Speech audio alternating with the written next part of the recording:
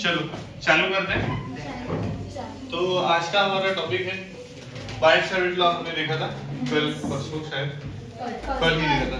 और बायट-सैविट लॉ के कुछ एप्लीकेशंस अभी आज अपन देखने वाले। तो सबसे पहला एप्लीकेशन है स्ट्रेट लॉन्ग इनफाइनाइट या फाइनाइट वायर अगर हमारे पास है तो स्ट्रेट लॉन्ग वायर की वजह से एक पर्टिकुलर पॉइंट में उसमें से जब करंट फ्लो होगा वायर में से तो पर्टिकुलर पॉइंट में कितना मैग्नेटिक फील्ड जो है वो प्रोड्यूस होता है उसके बारे में हमको देखना है। ठीक है, तो इमेजिन करो पहले तो बायट-सैविट लॉ को आपको मैं लिखवा देता हूँ कि क्या है, dV is equals to mu 0 upon 4 pi, जिसको हमने k बोला था, into I dl sin theta divided by r square. तो इसमें मैंने आपको सभी चीजें प्रॉपर बताई थी कि dl क्या होता है, sin थीटा क्या होता है और r स्क्वायर में r का वैल्यू क्या होता है। ये सब चीजें मैं वापस से एक बार आपको बता देता हूँ। तो अगर समझो हमारे पास एक वायर है इस तरीके से और इस वायर का लेंथ है कुछ तो भी, और उस लेंथ का हमने छोटा सा एलिमेंट ले लिया जिसको हमने क्या कहा, d, छोटा सा एलिमेंट, और इस छोटे से एलिमेंट में से इस डायरेक्शन में करंट फ्लो होगा। अब क्योंकि करंट जो है वो कौन सी क्वांटिटी है, स्केलर क्वांटिटी है, उसको अपन डायरेक्शन से डिनोट नहीं कर सकते, मतलब वेक्टर एज अ कंसीडर नहीं कर सकते। बट हमको dl का डायरेक्शन अगर शो करना है तो हम फॉलो करेंगे किसकी डायरेक्शन, करंट की। तो this is the direction of dl, ऐसा आप कंसीडर करेंगे। अगर हमने dl की डायरेक्शन करंट के डायरेक्शन में दी तो ये इसको अपन बोल सकते हैं this is the direction of dl। और एक पर्टिकुलर पॉइंट ले लो, यहाँ पे ले लो या यहाँ पे ले लो, कहीं पे भी ले लो यार, यहाँ पे ले लिया, पॉइंट P पे हमको इसके वजह से मैग्नेटिक फील्ड निकालनी है। तो पहले तो मैग्नेटिक फील्ड अंदर जा रही है बाहर जा रही है वो कैसे पता करेंगे, तो हम ये राइट हैंड रूल का यूज कर सकते हैं, थंब रूल का।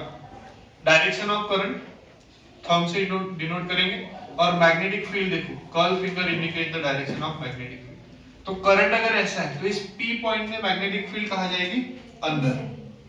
ठीक है, तो अंदर के लिए अपन क्रॉस डिनोट करते हैं, और इधर से कैसे आएगी, बाहर, तो इसके लिए अपन डॉट से डिनोट करते हैं। तो ये simple right hand thumb rule का रूल है।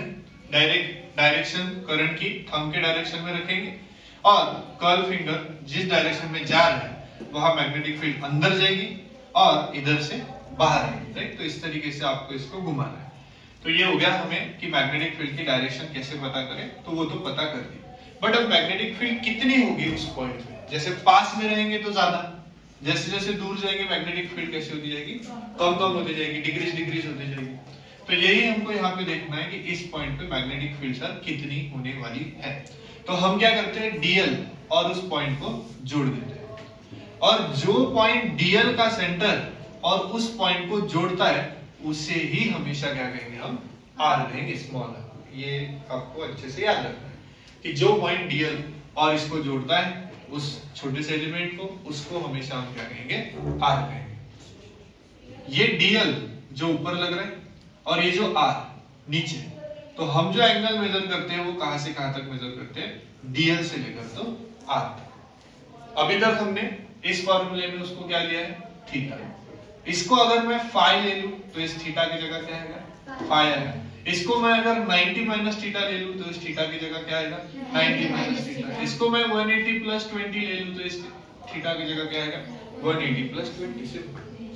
That means this theta, that is sin of angle.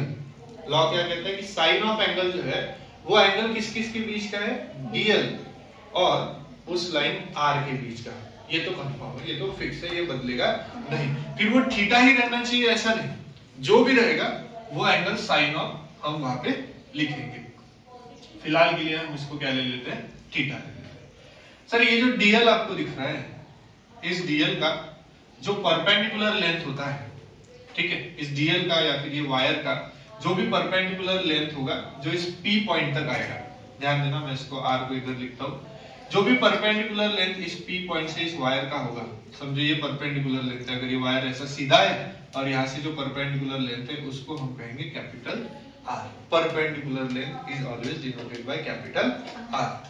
फिर स्मॉल r और कैपिटल R में फर्क क्या है, तो small r is the distance between dl and the point where we are going to find the magnetic field, and capital R is the distance between wire and that point, but that distance is always perpendicular to that conductor. तो एक straight conducting wire अगर होता तो सीधा perpendicular distance ऐसे major किया जाता।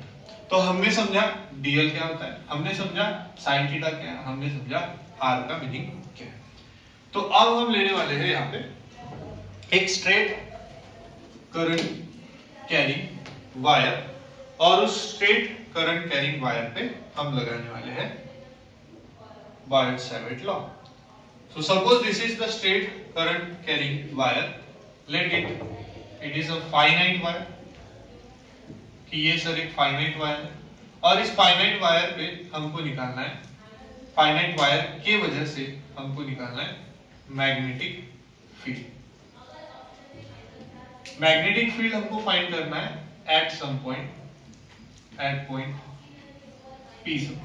तो सपोज मैंने यहाँ पे सर P लिया, बड़ा ही इंटरेस्टिंग है और इसी से रिलेटेड आगे भी हमको देखने को मिलेंगे। तो ये P पॉइंट है और इस P पॉइंट पे इस वायर में जो इलेक्ट्रिक करंट फ्लो हो रहा है ना सर, ये इस इलेक्ट्रिक करंट की वजह से जो सराउंडिंग में क्या बनेगी, मैग्नेटिक फील्ड बनेगी। कैसे बनेगी, तो राइट हैंड थंब रूल का यूज करेंगे, thumb in the direction of current and curl finger indicate the direction of magnetic field.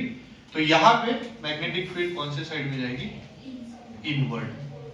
कैसी जाएगी, इनवर्ड, डायरेक्शन ऐसी और इधर से ऐसी बाहर, तो इधर आउटवर्ड आएगी। तो इस P पॉइंट पे सर हमको मैग्नेटिक फील्ड निकालनी, ये तो पता चल गया कि इनवर्ड है या आउटवर्ड है। जब एमसीक्यू पूछे जाएंगे तो एक पर्टिकुलर पॉइंट पे मैग्नेटिक फील्ड तो निकलेगी, समझो कुछ तो भी आंसर है, तो उसका आंसर में ब्रैकेट में क्या लिखा रहेगा, इनवर्ड और आउटवर्ड, ऐसे दो ऑप्शन। तो ऐसे समय में हम right hand thumb in the direction of current and curl finger indicate the direction of magnetic field, simple। तो इसी तरीके से हमको उसको निकालना है, बाकी वैल्यूज तो हम कैलकुलेशन करके निकाल लेंगे, राइट। तो ये होती है सर डायरेक्शन ऑफ करंट, ये डायरेक्शन ऑफ मैग्नेटिक फील्ड। यहाँ पे हमको मैग्नेटिक फील्ड निकालनी है तो हम पहले क्या लेंगे, एक छोटा सा एलिमेंट dl लेंगे। तो छोटा सा एलिमेंट dl में यहाँ पे ले लेता हूँ, सपोज दिस इज द छोटा सा एलिमेंट dl, ठीक। और डायरेक्शन कहाँ रहेगी उसकी, in the direction of current, simple. dl के सेंटर से p को अगर हमने ज्वाइन किया तो इस डिस्टेंस को क्या कहते हैं बच्चों, स्मॉल r, है ना। और इस p पॉइंट से अगर मैं परपेंडिकुलर डिस्टेंस ड्रॉ कर दूं तो इसको क्या कहते हैं, कैपिटल R। डेरिवेशन बड़ा ही सिंपल है, एप्लीकेशन इसका करना और इस एक्चुअली सेक्शन ही है ऐसा है कि बहुत ज्यादा सोचना पड़ता है, क्योंकि ये डेली लाइफ में नहीं आती, ये सारी चीजें अपने डेली लाइफ में नहीं आती। ये कैपिटल है और समझो कि ये हमारे वायर का लेंथ है L, इतना ही, ठीक है, वायर का लेंथ है समझो। तो यहाँ पे हमें मैग्नेटिक फील्ड अगर फाइंड करनी है तो वी विल अप्लाई बायट-सावर्ट लॉ। तो बायट-सावर्ट law, magnetic field at P due to small element dl. Due to small element dl, magnetic field at P will be dB is equals to nu 0 upon 4 pi into क्या लिखेंगे, I जो current flow हो रहा है dl और sign यहाँ पे क्या आएगा, theta and divided by r square. अब हमको पहले थीटा को इंट्रोड्यूस करना है, ठीक है। तो क्योंकि ये परपेंडिकुलर है तो ये एंगल कितना हो जाएगा भैया, 90 डिग्री, बहुत बढ़िया। और इसको मैं क्या लेता हूँ, dl और r के बीच के एंगल को कुछ तो भी लेना पड़ेगा। अब हमारे पास यहाँ पे तीन पॉसिबिलिटी है, तीन पॉसिबिलिटीज में हम पहली पॉसिबिलिटी जो अपन लेते हैं इसको थीटा ले सकते हैं, ठीक है। तो इसको अगर थीटा लिया तो इसको क्या लेना पड़ेगा, 90 माइनस थीटा, सिंपल है।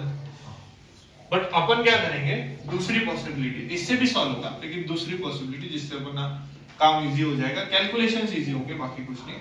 इसको हम लेते हैं थीटा। तो ये एंगल कितना हो जाएगा, ये 90 है, ये थीटा है, तो ये कितना हो जाएगा 90 माइनस थीटा। मुझे वो थीटा ही चाहिए ऐसा तो कुछ नहीं है ना, मुझे सिर्फ वो एंगल ही चाहिए बस, बाकी तो कुछ नहीं। मेरे को सिर्फ वो एंगल चाहिए जो यहाँ पे रहेगा, वही एंगल मैं यहाँ पे लिखूंगा and that angle is 90 minus theta. समझ में आया? मैंने थीटा थोड़ी लिखा है यहाँ पे मेरा थीटा जो है वो किसके बीच का एंगल है, डीएल एंड आर के बीच का।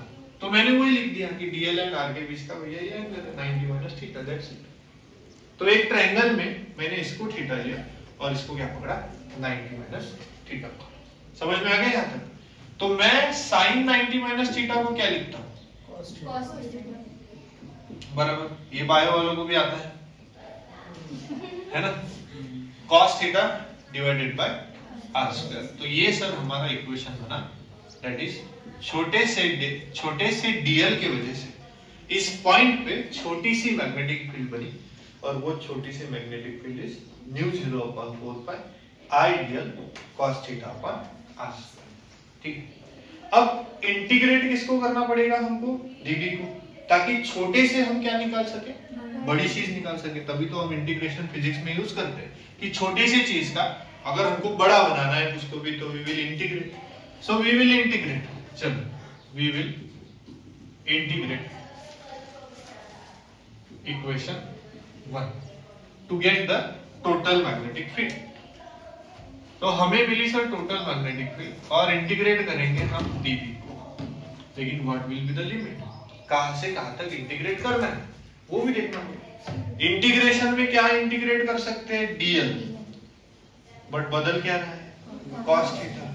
कि अगर समझो ये वायर की शुरुआत यहां से ना होते हुए यहां से होती और खत्म ये यहां पे ना होते हुए यहां पे होती, इमेजिन कि ये इसकी फाइनाइट लेंथ है और इतनी बड़ी है, तो ये लाइन जो है इस 90 माइनस थीटा की जगह यहां पे होती, तो ये थीटा बदलता कि नहीं बदलता, सोचो बदलता ना। डीएल एलिमेंट जो है ये भी बदलता है, cos थीटा जो है ये भी बदलता है, लेकिन आर का वैल्यू बदलता क्या है, नहीं। क्यों नहीं बदलता, बदल जाता, बढ़ जाता, कम हो जाता, लेकिन एक पॉइंट के लिए तो फिक्स रहता ना, जो भी अपन लेते हैं, ठीक है। तो करंट सेम रहता, तो हमें डीएल और cos थीटा को बदलना है, बट cos थीटा का इंटीग्रेशन डीएल के साथ कर सकते हैं क्या, इंटीग्रेशन में जब हम इंटीग्रेट करेंगे cos थीटा को तो इंटीग्रेटिंग टर्म कौन सी होनी चाहिए, डी थीटा। तो हमको तो पहले डीएल को रिप्लेस करना पड़ेगा डी थीटा पे, ठीक है, फिर तो cos थीटा का हम क्या ले सकते हैं, इंटीग्रेशन। तो अगर मैं डीएल को डी थीटा में इंटीग्रेट करने वाला हूं, सोचो, तो मुझे लिमिट भी क्या रखने पड़ेंगे, एंगल वाले ही रखने पड़ेंगे ना।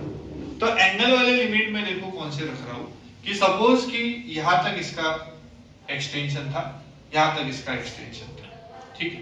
ये वायर कितना भी लंबा हो सकता है, देखो मेरे सामने एक वायर रखा हुआ है और मेरे पे उसकी वजह से मैग्नेटिक फील्ड निकाल दिया, तो मैं उस पॉइंट पे खड़ा हूं जहां पे P है और मेरे सामने वायर है। तो अगर वायर इतना लंबा है तो मैं यहाँ पे लिखूंगा, इतना सही है तो यहाँ पे लिखूंगा, और अगर बड़ा है तो ऐसे लिखूंगा, और बहुत इनफाइनाइट है तो ऐसे लिखूंगा। तो हॉरिजॉन्टल के साथ मेरा एंगल क्या होते जा रहा है, बढ़ते जा रहा है। अरे इनफाइनाइट हो गया तो एंगल कितना हो जाएगा, 90 डिग्री हो जाएगा, समझ रहे हो, है ना, गर्दन टूट जाएगी 90 डिग्री हो जाएगा। और वैसे ही अगर नीचे लिखता हूं तो वायर अगर बहुत नीचे है तो मेरे को ऐसे लिखना पड़ेगा, तो वो भी कितना हो जाएगा हॉरिजॉन्टल से 90 डिग्री। बट ऊपर देखना और नीचे देखना दोनों अपोजिट चीजें है कि नहीं है ना। तो एक को पॉजिटिव एंगल लेना पड़ेगा और दूसरे को नेगेटिव एंगल लेना पड़ेगा, ये समझ में आ गया। तो ये थीटा अगर इसके जगह पे यहां से शुरू होता ना, ये थीटा अगर इसके जगह पे यहां से शुरू होता, तो मैं क्या कहता हूं कि मैं इसको ले लेता हूं सर एक एंगल, लेट इट बी φ1, और दूसरा ना इसको ले लेता हूं नीचे। अच्छा, या फिर हमने इसको थीटा लिया है तो इसको φ1 ले लेते और इसको ले लेते φ2। ऊपर वाला मैं पॉजिटिव φ2 ले लेता हूं सर, ठीक है, और नीचे वाला क्या लेते हैं, नेगेटिव φ1 ले लेते हैं। नीचे जाने वाला एंगल माइनस, ऊपर जाने वाला एंगल प्लस। किसी को डाउट है क्या, पक्का, यहाँ तक ऊपर जाने वाला एंगल प्लस φ2, नीचे आने वाला एंगल माइनस φ1। तो सर इंटीग्रेशन जो मेरा होने वाला है वो होगा माइनस φ1 से प्लस φ2, ठीक से समझ में आ गया ऋषि। अब यहां मैं dB की वैल्यू पुट करता हूं, -φ1 से +φ2 और dB की वैल्यू क्या है μ0 upon 4 pi I dl cos theta divided by r square. तो अब मुझे फाई को इंटीग्रेट करने के लिए dl को रिप्लेस करके d थीटा में कन्वर्ट करना है। तो इसको दे देता हूं इक्वेशन नंबर। अब यहां देखो, इसको नाम दे देते हैं O P और इसको dl को बोल देते हैं Q। तो मैं बात करता हूं इन ट्रायंगल OPQ की सर, इन ट्रायंगल OPQ दिख रहा है सबको OPQ। इस OPQ में मेरे पास ये थीटा है, तो मैं थीटा का L के साथ, R के साथ और R के साथ, तीनों के साथ रिलेशन देखना चाहता हूं। तो मैंने पहले ना इसका cos थीटा ले लिया। तो देखो मेरे को cos थीटा का वैल्यू क्या मिलेगा, एडजेसेंट अपॉन हाइपोटेनस। समझ रहा है सबको, थीटा का एडजेसेंट अपॉन हाइपोटेनस। अरे समझ रहे हैं कि ये ट्रायंगल राइट एंगल ट्रायंगल है ना, तो थीटा का एडजेसेंट r और hypotenuse small r, so it is capital R upon small r। तो मेरे को जो r को रिप्लेस करना है तो मैं कर सकता है अभी r is equals to r upon cos theta, equation number 3। दूसरा देखो, also tan theta is equals to, tan theta देखो क्या है, L भी चाहिए ना मेरे को, हाँ tan थीटा क्या आएगा, मैंने sin थीटा क्यों नहीं लिया, कौन बताएगा, sin थीटा क्यों नहीं लिया, tan और cos ही क्यों लिया, sin थीटा में भी तो L आता, पर sin थीटा में छोटा r भी तो आता, और छोटे r को तो मेरे को रिप्लेस करना नहीं इस फॉर्मूले से, तो वापस से वही आंसर मिल जाता। तो इसीलिए मुझे हाइपोटेनस साइड नहीं चाहिए, ठीक है। पहले क्यों लिया मेरे साथ, क्योंकि उसी की वैल्यू चाहिए है कि नहीं। अब मेरे को L का वैल्यू चाहिए विद रिस्पेक्ट टू R, तो मैंने tan थीटा लिया, तो tan थीटा का वैल्यू क्या आएगा, L upon R, opposite upon adjacent. तो मैंने ना यहाँ से L का वैल्यू निकाल लिया सर, क्या आ गया R tan थीटा। अगर मुझे dl चाहिए तो मेरे को इसको क्या करना पड़ेगा, differentiate with respect to theta, ठीक है, differentiate with respect to theta and I am getting dl is equals to r constant tan theta का इंटीग्रेशन sec स्क्वायर थीटा, सही है। dl with respect to d theta is equals to r sec square theta. So therefore I am getting dl is equals to r sec square theta into what, d theta. Done है, ये मिला मुझे equation number 4। Derivations अच्छे नहीं होने चाहिए, derivation प्यारे होने चाहिए, हाँ ऐसा फटाफट फटाफट पता है कि अभी आगे क्या करना है, अभी क्या करना है, इसे साफ सुथरे dl को हम यहाँ पे पुट कर देंगे इक्वेशन 2 में, और साथ ही साथ r को भी हम कहाँ पुट कर देंगे इक्वेशन 2 में। तो हम लिखते हैं sir from equation 2, 3 and 4, from equation 2, 3 and 4 मेरे को मिल जाता है b का value is equals to integration -φ1 plus φ2 μ0 upon 4 pi into I dl की जगह क्या लिखूं sir, r sec square theta into d theta into क्या है cos theta and divided by r के जगह क्या लिखेंगे sir, r upon cos theta, और इसका स्क्वायर है तो r square upon cos square theta. Sir ऐसी कुछ आइडेंटिटी है कि 1 upon cos square theta sec square theta से कैंसिल हो जाएगा, क्योंकि 1 अपॉन cos स्क्वायर थीटा ये इनवर्स होता है इसका sec थीटा का। तो μ0 अपॉन 4 पाई ये तो कांस्टेंट है सर, बाहर निकाल लिया, I भी कांस्टेंट है, बाहर निकाल लिया, इंटीग्रेशन -φ1 प्लस φ2 और बचा क्या, r cos theta into sec square theta into d theta divided by 1 upon cos square theta sec square theta into R square. तो sir sec square theta cancel, एक R cancel, so we get that R बाहर, वो are बाहर आ जाएगा क्योंकि D theta के साथ integration है, तो मिलेगा हमको 4 pi into r and we are getting, sorry यहाँ प्लस आएगा, -5 plus 5 cos theta into d theta. Now tell me the integration of cos theta. Minus sin theta. अरे चौथी से पढ़ते आ रहे हो, खोटी नुका बोलू सांगा क्या होता है cos थीटा का इंटीग्रेशन माइनस साइन थीटा। सबसे पहले आप क्या पढ़े थे, इंटीग्रेशन या डेरिवेटिव? पक्का? हाँ, तो साइन थीटा का पहला डेरिवेटिव क्या पढ़े थे? चल सिर्फ cos थीटा पढ़े, माइनस पढ़े नहीं थे। माइनस का फंडा तो इंटीग्रेशन में पढ़ा हमने, है ना? तो पहला था साइन थीटा का इंटीग्रेशन साइन थीटा का डेरिवेटिव cos थीटा, तो cos थीटा का इंटीग्रेशन साइन थीटा। अबे सर्कस तो रहते ना, साइन थीटा, अरे cos थीटा का डेरिवेटिव माइनस साइन थीटा होता है और साइन थीटा का इंटीग्रेशन माइनस cos थीटा होता है। साइनचा डेरिवेटिव cos थीटा, साइनचा इंटीग्रेशन माइनस cos थीटा।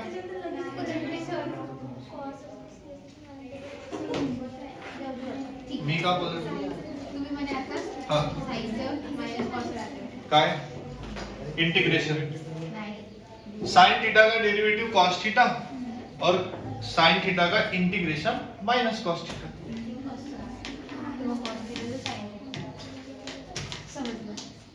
आएगा लिहून कोणाकडे फॉर्म्युले दे ना, मैथची बुक का करता है, कैलकुलेशन करता है कभी कभी।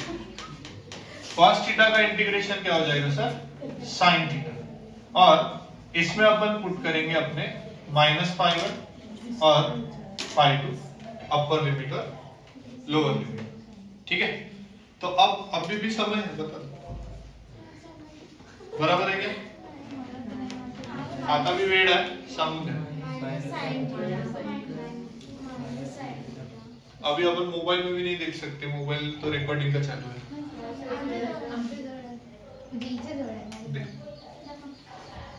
का पोट्टे आहे वो, एक फॉर्म्युला लक्षात नाही ठेवू शकत, स्टुपिड। कर सर, यूट्यूब पर काय पाहता है? हाँ बस, इंटीग्रेशन ऑफ cos थीटा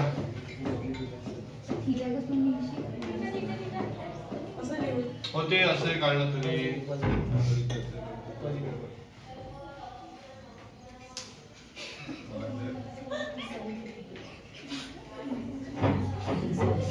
मेरे पे शक करते हैं।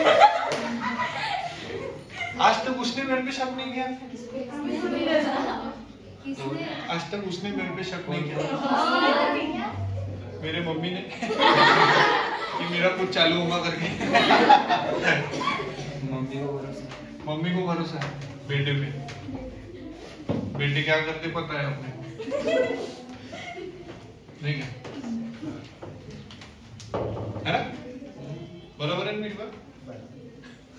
तो हमें मिला sir b equals to μ0 I/4 pi r sine theta और अपर लिमिट और लोअर लिमिट। तो पहले पुट करेंगे upper limit μ0 I/4 pi r, so upper limit क्या रहेगी साइन 5 और माइनस लोअर लिमिट क्या रहेगी साइन -5।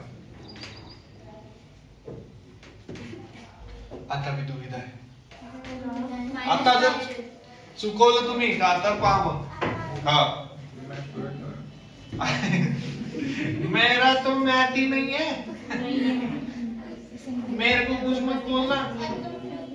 हाँ बताओ, साइन माइनस थीटा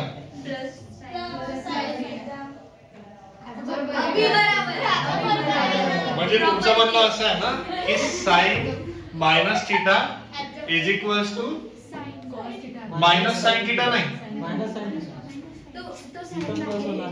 येते का बाहेर? तर मग मायनस मायनस प्लस करा असं म्हणताय का? अच्छा, मला वाटलं साइन मायनस थीटा म्हणजे साइन थीटा बा बस. कॉस मायनस थीटा का म्हणजे cos theta. Sine minus theta minus sine theta. पक्का? ठीक आहे, इथं मी हिरव्या पेनाने लिहून देतो.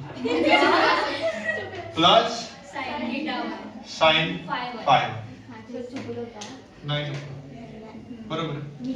मतलब साइन माइनस थीटा होता है माइनस साइन थीटा और माइनस माइनस क्या होता है प्लस. ठीक है, तो ये बना सर हमारे लिए, देखो देखो ध्यान, ये बना सर हमारे लिए एक लॉन्ग फाइनाइट कंडक्टर का मैग्नेटिक फील्ड. अगर समझो सोचो, अगर ये वायर है और बहुत इनफाइनाइट लॉन्ग वायर है सर, ये फाइनाइट के लिए हो गया. ठीक है, अगर समझो infinite long wire, it is infinite long, बहुत लंबा वायर है. ठीक है, तो यहां मैं देख रहा हूं उस डीएल के तरफ, ये डीएल है, इस डीएल के तरफ देख लो. अब ऐसा जा रहा है वो इनफाइनाइट लॉन्ग वायर ऐसा. ठीक है, तो मेरा ये φ2 का वैल्यू कितना हो गया 90 डिग्री. तो मैंने ना φ2 की जगह क्या पुट कर दिया 90 डिग्री. सोचो, ठीक है, π/2. और अब मैं नीचे देख लूं तो बहुत लंबा हुआ है नीचे, तो φ1 कितना हो गया मतलब 90 हो गया ना. हाँ, तो फिर φ1 का वैल्यू कितना हो गया 90 डिग्री. माइनस करायला आता केला ना आपण इथे कॅल्क्युलेशन, माइनस φ1 पहिलेच पुट केला ना. तो φ2 का वैल्यू 90, साइन 90 प्लस साइन 90, दोन साइन 90 और साइन 90 कितना होता है 1. तो आंसर कितना आएगा 2. So the final answer will be b is equals to new 0 I upon 4 pi r into 2, क्योंकि साइन 90 प्लस साइन 90 हो जाएगा 2. तो आप चाहे तो इसको मल्टीप्लाई कर सकते हैं, डिवाइड कर सकते हैं. 2 2 जा 4.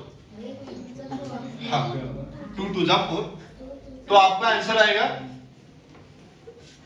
New 0 I upon 2 pi r. ऐसा आंसर है new 0 I upon 2 pi r. But ना करें तो क्या आएगा 2 न्यू 0 अपॉन 4 pi r. तो आप क्या करना पसंद करें? ना करना पसंद करना. क्यों? क्योंकि हमारे पास न्यू 0 अपॉन 4 pi की वैल्यू होती है direct readymade. Direct mu 0 upon 4 pi की वैल्यू होती है हमारे पास, and that value is 10 to the power minus 7 weber per ampere. क्या ये कब हुआ? वैल्यू नहीं पता तेरे को? बाय सेवेंथ लॉ में कल तेरे को घर पे आके पढ़ा है पुराने वाले घर पे. ये k का वैल्यू है, ये इधर बाय सेवेंथ लॉ का k का वैल्यू है 10 to the power minus 7. इसको बोलते हैं k कांस्टेंट. ठीक है, 10 to the power माइनस बेइज्जती करती भाई पूरे क्लास में. तेरा प्लान था ये, तेरा प्लान था नहीं क्लास में बेइज्जती करने का, करने का नहीं. सर ने पुट्टो को ये नहीं सिखाया, पूरा डेरिवेशन सिखा दिया. तो आप जो भी पसंद करें, आपकी पसंद है 2 pi r. तो ये भी लिख सकते हैं, ये भी लिख सकते हैं. तो हमारे लिए तो ये अभी इनफाइनाइट लॉन्ग वायर का ही डेरिवेशन था सिर्फ. ठीक है, और फाइनाइट अगर वायर है तो ऐसा रहेगा, फाइनाइट अगर वायर है तो ऐसा रहेगा. अब सिर्फ एक चीज पे बहुत अच्छी तरीके से ध्यान देना, सिर्फ एक चीज पे. कितनी चीज पे? एक चीज पे. देखो बहुत अच्छी तरीके से ध्यान, एक ही चीज है सर, वायर है एक, ठीक है, और इसमें ना करंट फ्लो रहा है 2 एम्पियर. ठीक है, एक वायर है, इसमें करंट फ्लो रहा है 2 एम्पियर. इसकी लेंथ नहीं पता, बट यहाँ पे मेरे को सुनो ध्यान दो, यहाँ पे मेरे को मैग्नेटिक फील्ड निकालनी है. करंट की डायरेक्शन बताओ कहाँ पे, ऊपर, तो मैग्नेटिक फील्ड कहाँ जाएगी, अंदर, फिक्स है, ठीक है।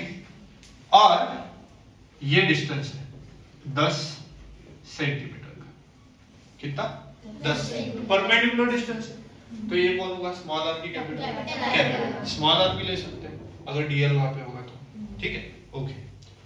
और ये दिया हुआ है 45 और ये भी दिया है 45, ठीक है। और मुझे मैग्नेटिक फील्ड निकालनी है यहाँ पे, जो कि कैसे आएगी, इनवर्ड। अब आपको सवाल जो आएंगे यहाँ पे 45 की जगह 60 होगा, इधर 30 होगा, 30 होगा 60 होगा, 45 60 होगा, 45 30 होगा, कुछ भी हो सकता है, सिर्फ ये वैल्यू बदलेगी।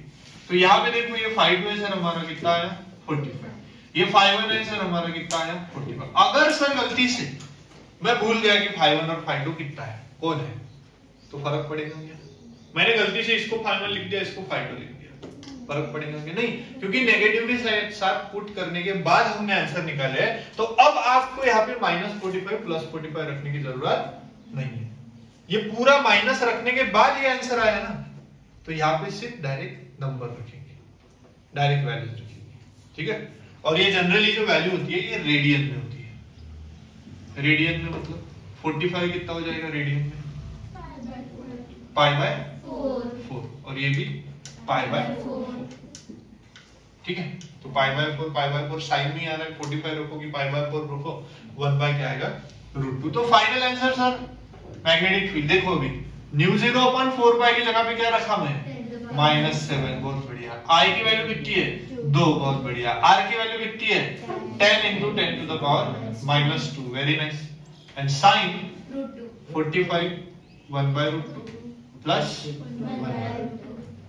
एंड आफ्टर कैलकुलेशन करना is not our aim, values कैसे पुट की गई वो शो करना इज अवर एम, कि ऐसे इसको सॉल्व करेंगे। जो भी इसका आंसर आएगा 1/√2 प्लस 1/√2 2/√2 हो जाएगा, 2/√2 और ये 2 2 जा 4/√2 हो जाएगा, ये 10 -1 ऊपर जाएगा +1 10⁻⁻6 हो जाएगा। तो उसी इसमें वैल्यूज आती है, ठीक है। तो इस तरीके से हमारे क्वेश्चंस भी रहेंगे जो हमको सॉल्व करने हैं, ठीक है। बताता हूँ क्वेश्चन भी, तब तक के लिए छाप लो फटाफट।